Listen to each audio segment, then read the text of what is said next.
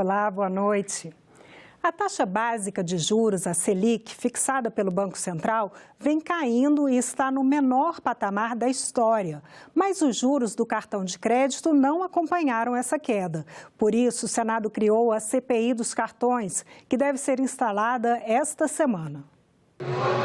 O objetivo é apurar a cobrança de juros pelas operadoras de cartão de crédito. Segundo o autor do pedido da CPI, senadora Thaídes Oliveira, as empresas cobram juros abusivos e o Congresso precisa agir para frear essa situação. Em 2016, as companhias chegaram a cobrar, em média, 494% nos cartões de crédito. Em 2017, 334,6%. Vamos pensar só no 2017, para uma inflação de 2,84% ao ano, uma taxa Selic de 6,75%. O senador Fernando Bezerra Coelho, que será membro da CPI, cobrou do governo ações para que a queda da taxa básica de juros chegue efetivamente à sociedade. Eu tive acesso a uma informação que aqui na América Latina as taxas de juros para cartão de crédito dessas economias não ultrapassam a 120% ao ano. Nós estamos mais do que o dobro, quase 3 vezes mais. Então, eu acho que é importante que a agenda do BC+ se concentre efetivamente para que a gente possa dar uma reduzida sensível na taxa de juros de crédito para cartão de crédito e para o cheque especial. O presidente do Banco Central esteve no Senado e disse que o governo tem atuado em várias frentes, incentivando, por exemplo, as cooperativas de crédito e as fintechs, startups financeiras. Já liberou a cobrança de preços diferenciados de acordo com a forma de pagamento e defendeu a aprovação do cadastro positivo. A proposta, que já passou no Senado e está na Câmara, cria um cadastro com os bons pagadores, permitindo assim a cobrança de juros diferenciados. Se a gente conseguir manter a inflação baixa, o juro baixo, vai levar a uma queda de toda a estrutura de juros da economia, mais dia, menos dia. E nosso trabalho é tentar acelerar. Mas que se a gente conseguir manter isso aqui por algum tempo, vai levar a mudança. Nós estamos tentando atacar todas as causas. Porque um vai dizer, não é a falta de garantia de imprensa que é importante. Outro vai dizer, não, são os custos administrativos, são muito altos. Outro vai dizer a concorrência. Vamos atacar todos. Cadastro positivo, você concretiza a informação, você torna mais poderoso quem tem informação que não tinha antes, que é o pequeno, que é o médio. A CPI dos cartões de crédito já foi criada e pode ser instalada ainda esta semana. Ela será composta por 7 senadores titulares e 3 suplentes que terão 180 dias para apresentar um relatório. Devem ser ouvidos diretores de bancos e representantes das operadoras de cartões de crédito. O salário mínimo para o ano que vem deve ser de R$ 1.002. O valor está previsto na Lei de Diretrizes Orçamentárias, que já chegou ao Congresso e foi encaminhada para análise da Comissão Mista de Orçamento. Hoje, o valor do salário mínimo, que serve de referência para 45 milhões de brasileiros, é de R$ 954. Para o próximo ano, o governo propõe um aumento de R$ 48. O mínimo seria fixado, então, em R$ 1.002. Tomara, né, que aumente mesmo, porque eu estou precisando. A vista esse ano que aumentou 17, 48, já aumentou um pouco, né? Muitas pessoas que dependem do salário, o pai de família que só é o pai em casa, só a mãe, só tem uma renda e com filho a um salário é pouco. Então vai ser muito bom para atingir a necessidade dos familiares brasileiros. O aumento nominal que é proposto na Lei de Diretrizes Orçamentárias é de 5,03%. Descontada a projeção de inflação feita pelo próprio governo, daria um aumento real de 1%. O índice ainda pode mudar, caso a expectativa de inflação não se confirme. Isso aumenta o poder de compra, isso é relevante para a melhora de vida das pessoas. Eu acho que, evidentemente, é isso, porque aumenta o poder de compra. A recuperação da economia vai também, ao longo do tempo, refletir no emprego. Este economista considera boa a regra atual de reajuste do salário mínimo, que leva em conta o INPC, Índice Nacional oficial de preços ao consumidor e o PIB de 2 anos anteriores. Mas ele ressalta que o valor do mínimo ainda é muito baixo. Pelo Diese, para que se tenha uma ideia, o salário mínimo necessário para o mês de março era de R$ 3.706,44. Se confirmado esse novo salário mínimo, o impacto no orçamento da União, segundo o governo, será de 16,8 bilhões de reais. Isso porque as despesas com benefícios previdenciários e assistenciais estão vinculadas ao salário mínimo. Por ser um salário de sobrevivência, ele quase todo é direcionado para o consumo e principalmente para consumo de bens. Portanto, uma boa parte desse valor reverte automaticamente sob a forma de tributos embutidos nesses produtos e nesses serviços que são consumidos por essa classe de pessoas mais pobres, por essa camada mais pobre da população. A Comissão de Assuntos Econômicos pode votar em reunião marcada para as 10 horas da manhã desta terça-feira, projeto que prevê o pagamento de um benefício especial para agricultores familiares afetados por calamidades. E também uma proposta que define melhor as competências para analisar os casos de concentração bancária. Hoje, a compra de um banco por outro precisa da aprovação do Banco Central. Nos outros setores da economia, o processo passa pelo CAD, Conselho Administrativo de Defesa Econômica. Nos dois casos, o objetivo é evitar a formação de monopólios. O projeto de autoria do senador Antônio Anastasia concede poder às duas instituições para analisar as fusões e aquisições no setor bancário. De acordo com o texto, o poder exclusivo do Banco Central permanece apenas em caso de risco à estabilidade do setor financeiro. O CAD teria ainda a competência para punir práticas dos bancos que afetem a concorrência, como os cartéis. Na semana passada, o presidente do Banco Central defendeu a aprovação do projeto na Comissão de Assuntos Econômicos. Entender que processos no CAD vão contar com a informação do Banco Central, que nós vamos analisar nossas questões, eles vão analisar e vai ser complementar. Então, isso eu acho bem relevante. Outro projeto que pode ser votado pela comissão é o que prevê o pagamento de seguro-desemprego para o agricultor familiar afetado por secas, enchentes ou geadas.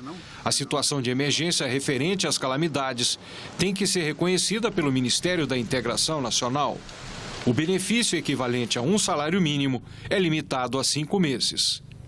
O tema do especial Cidadania, que vai ser publicado amanhã no Jornal do Senado, é Imposto de Renda. Mais informações com o jornalista Márcio Maturana.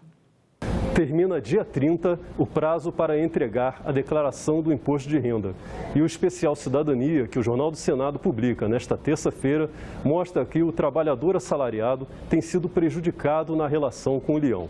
Por exemplo, se a tabela do imposto fosse corrigida pela inflação, a isenção não seria apenas para quem ganhou até R$ 1.903 no ano passado, mas para quem ganhou até R$ 3.556, segundo cálculos do Sindicato Nacional dos Auditores Fiscais da Receita Federal.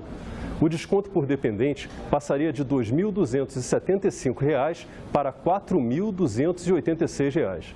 A repórter Cíntia Sassi informa na reportagem que, para resolver problemas como esse, o Senado está preparando o Código de Defesa do Contribuinte Nacional.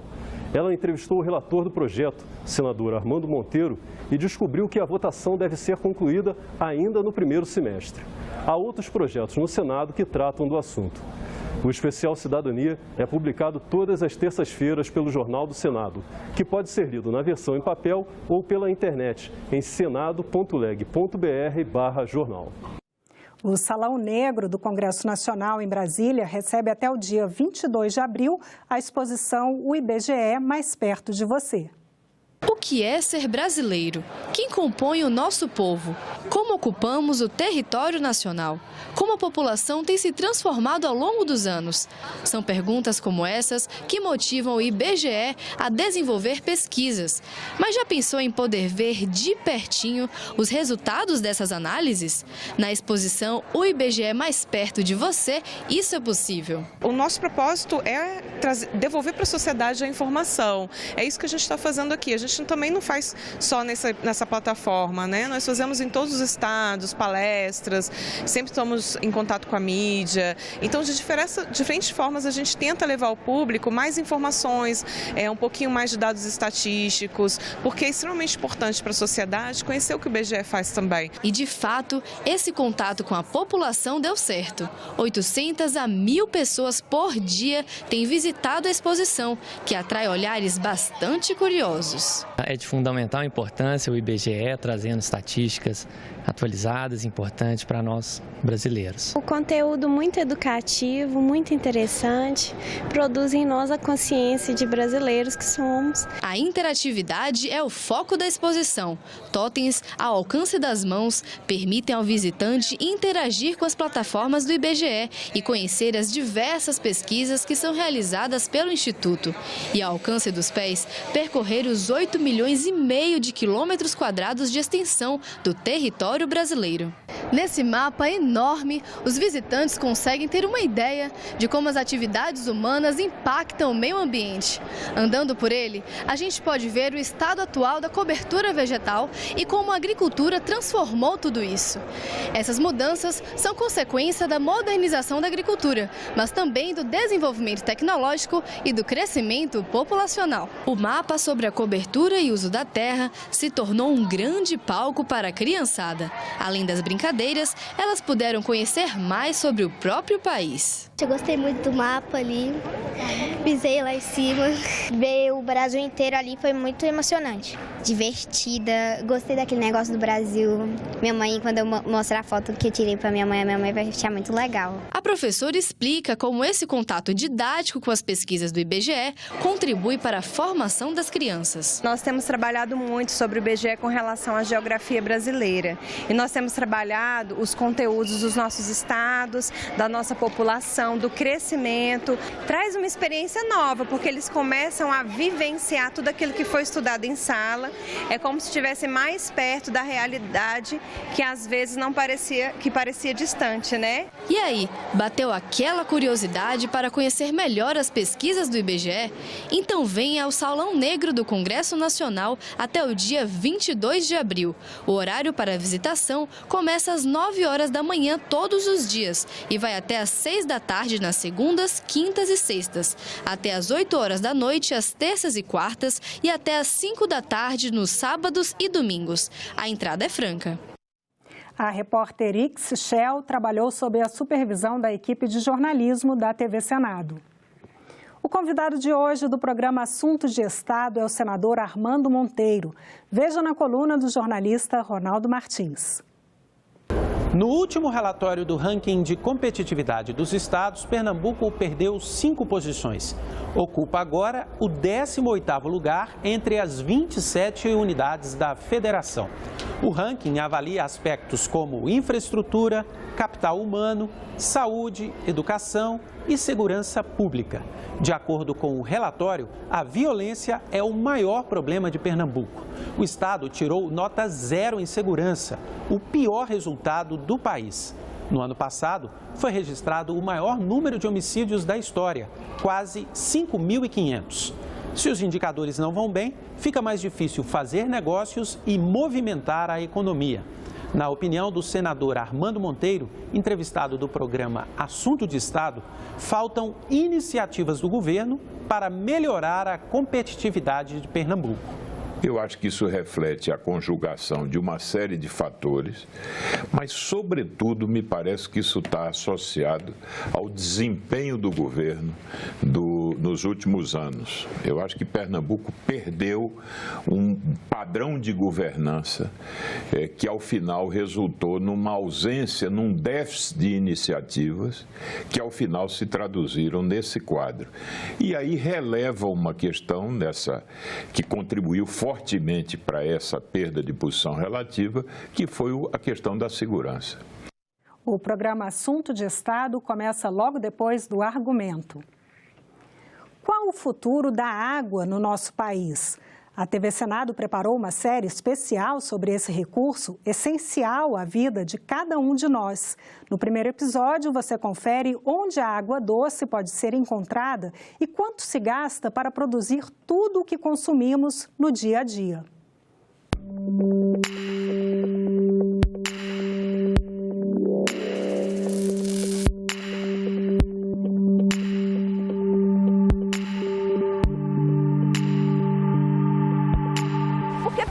temos água em outros planetas.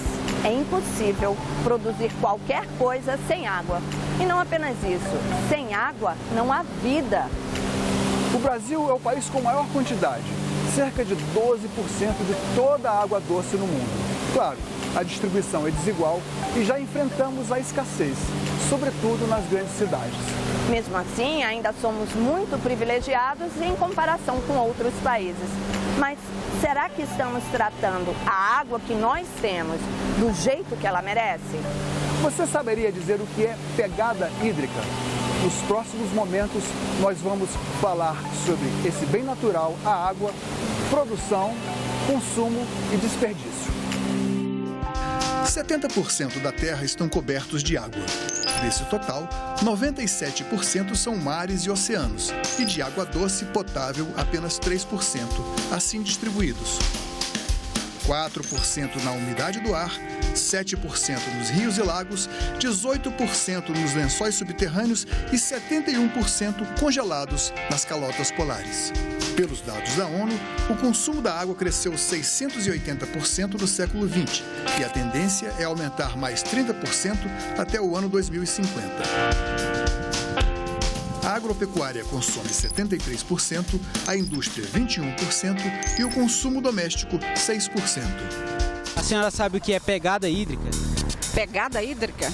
Não faço ideia. Eu não sei nem ideia, não. Teria que ver o que é que significa primeiro, né? Bom, hídrica tem a ver com água, agora pegada não sei o que seria, não. Deve ser alguma coisa relacionada ao consumo consciente de água. Pegada hídrica é o volume de água doce necessário para a produção de determinado bem. Tudo que se produz exige água. Mas o conceito de pegada hídrica varia de acordo com vários fatores. A época, o tempo, escassez, quantidade de insumos e procedimentos que exigem água. Países, pessoas e produtos, portanto, cada qual tem sua pegada. O Brasil se encaixa no grupo dos países industrializados, com um consumo médio de 2.027 metros cúbicos por habitante por ano, acima da média mundial, que é de 1.385 metros cúbicos per capita. Agora vejamos alguns produtos. Uma xícara de café, 140 litros de água. 1 quilo de arroz, 3.400 litros. Um par de sapatos de couro, 8.000 litros. No topo da lista, 1 quilo de carne bovina, 16.000 litros. Uma calça jeans, 11.000 litros.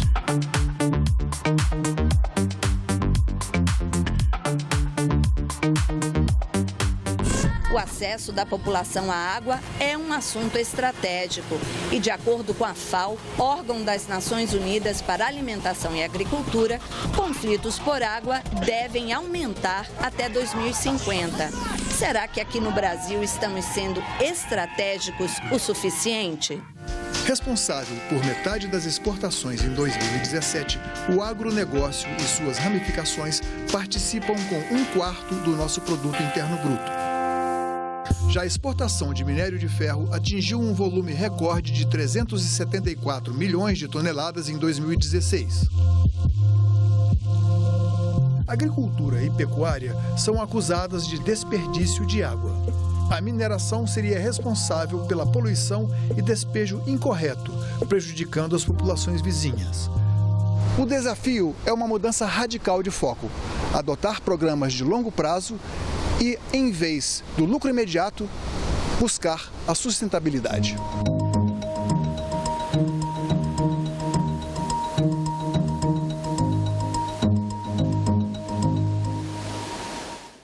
Nós ficamos por aqui. Você pode rever as reportagens desta edição na nossa página na internet, senado.leg.br/TV.